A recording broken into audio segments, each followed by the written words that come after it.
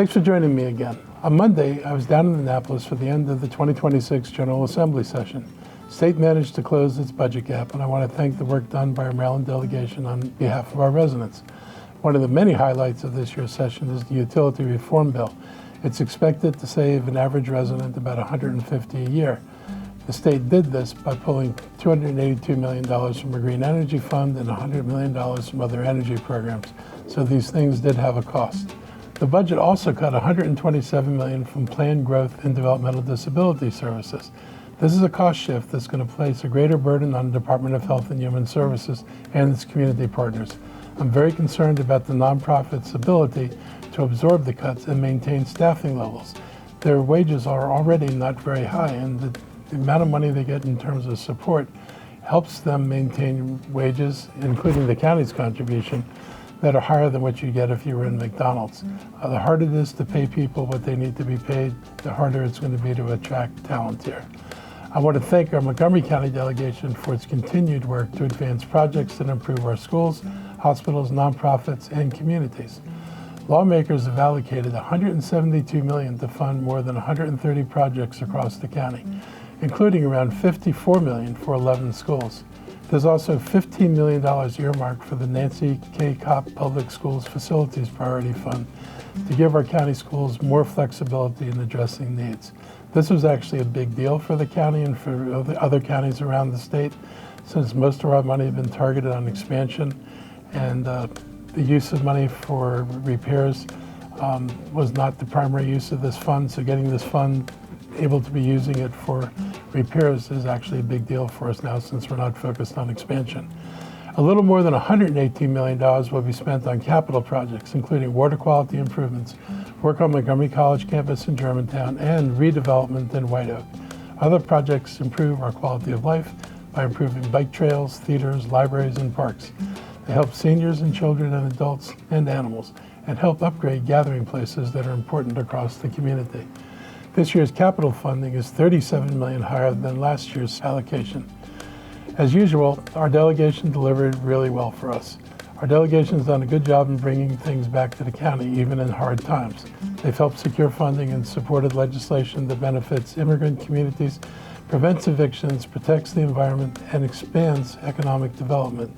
We're going to keep working with our partners in Annapolis to make sure Montgomery County gets its fair share, and that we continue to address affordability. That's a sustainability issue for everyone. On my media briefing this week, I welcomed Maryland Senator Craig Zucker, who represents District 14. He serves on the Senate Budget and Taxation Committee and chairs the Capital Budget Subcommittee. Additionally, he chairs the Democratic Party caucus. He discussed what the delegation focused on this session.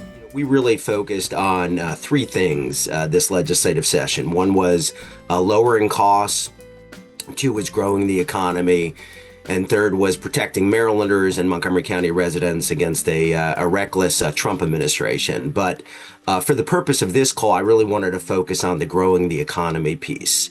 Mr. County Executive, I think you and the entire county government and county council should be very proud of how well positioned both the Montgomery County House members are and senators.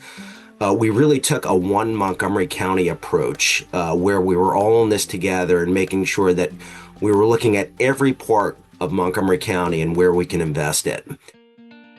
One issue I've been advocating for years is the push to lower prescription drug costs in Maryland. The work of Maryland's Healthcare for All Coalition and the Maryland Prescription Affordability Board will be life-saving. 2019, our state adopted the first board like this in the nation. It has since been adopted by other states. The latest move to set upper payment limits on diabetes drug Jardiance is the first action under this law. It is great to see all the amazing scientific breakthroughs that we see coming through in the healthcare realm, but if people can't afford the drugs, the benefits are diminished. On the flip side, when drugs that people want to use are affordable, it improves overall health, which reduces long-term costs of healthcare. I want to thank Speaker Jocelyn Pena-Melnick and members of our own delegation, like Senator Brian Feldman and Delegate Bonnie Carlson, for their efforts. I just want to shout out Bonnie another time because this is her last session and she's been an amazing champion for healthcare in this state, and we're going to miss her down there. But I want to acknowledge the work she's done because it's really important. And I'm glad to be part of a bipartisan group of county executives and the mayor of Baltimore that supported and advocated for these reforms. But it also takes advocates like Vinnie DeMarco. He is president of the Healthcare for All Coalition and continues to beat the drum to overcome the other hurdles consumers face in healthcare and prescription drugs. More than that, though, Vinnie has championed healthcare reform in this state for decades, back when I was still on the city council in Tacoma Park. The savings to the state and our taxpayers will total tens of millions of dollars. Learn more about the cost review study process and how the board works on the Prescription Drug Advisory Board website, pdab.maryland.gov. Wednesday was tax day, and I wanted to use the opportunity to explain the impact of my budget, more importantly, how the impact of federal cuts will affect many of our residents. The same federal legislation that has been cutting services, pulling back from education funding, and shifting responsibilities to states and counties has also delivered a significant tax benefit to many in Montgomery County. I noticed that when I was doing my taxes this year. I made this point last week, and it bears repeating, that the One Big Beautiful bill reduced the burden on many county residents, but at the same time, the federal government has cut essential services and programs. The president, bluntly, over and over, has said that he is going to shift the program costs to the states, and that will put a burden on local governments like ours. For example, the hit on health insurance is projected to leave thousands in our county unable to afford health insurance. I've already talked to the clinics who work in this county, and they're anticipating thousands of more customers who will not have insurance to pay for their health care. And this is a service that the county has long been supporting. We're not proposing to backfill all those costs. We can never afford it. But our healthcare system is anticipating that thousands of people are going to turn to our clinics, and that doesn't fit into last year's budget. I'm amazed that people who cheered the tax cuts ignore the part about who would have to pick up the bill. The cuts to things the federal government used to fund, along with the shifting of responsibility to us, has a real cost. On top of that, the president targeted Maryland and Montgomery County for extra special major reductions that have impacted growth projections and revenue growth for us.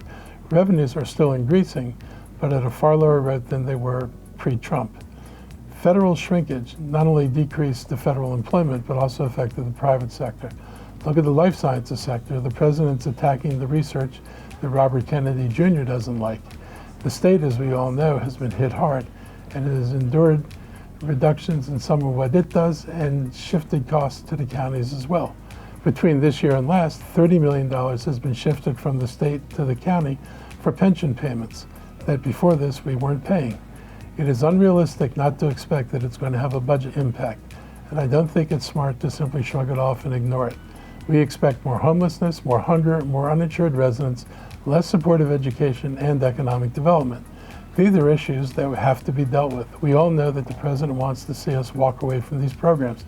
His whole philosophy is to shrink government programs because he thinks this fosters dependency. When you're helping somebody who's elderly or sick, you're just enabling them to be dependent. I don't get it. It's not humane. And his view is if we just stop housing people, for example, they would just go out and get jobs and find housing. Not happening. Many of those people are not able to do that. He may not care what happens, but I do. This week I asked our OMB team to provide our residents 4 scenarios to demonstrate the difference between this year's and last year's taxes. The first scenario assumes that you're a typical renter making $100,000 per year, which is a little bit high. They would only pay an additional $33 in income tax, while they're projected to get a federal tax cut of between $430 and $994. The second scenario would be a family making $225,000 per year with a house value of $640,000. Their county taxes would increase to an extra $75 in income tax and $403 in property tax for a total of $478. But their federal tax cut would range between $1,600 and $3,000. The third scenario would be a family making $500,000 per year with a house valued at $1.25 million.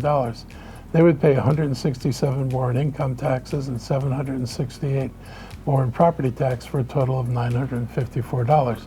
The federal tax cut would be in the range of $9,600 to $10,000. These large increases are driven by the increase of the state and local tax or SALT deduction cap from $10,000 to $40,000.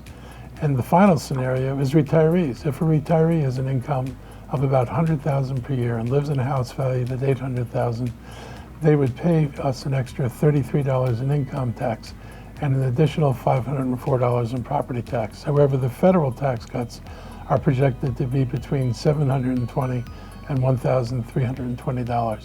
These federal tax cuts for retirees are also driven by SALT reductions, as well as a new senior deduction for those over 65 who can deduct an additional $6,000. These federal tax benefits don't come without strings attached. Those strings include less money from the feds to the county and the state for education, healthcare, services for older adults, and for housing, and especially for those who are unhoused.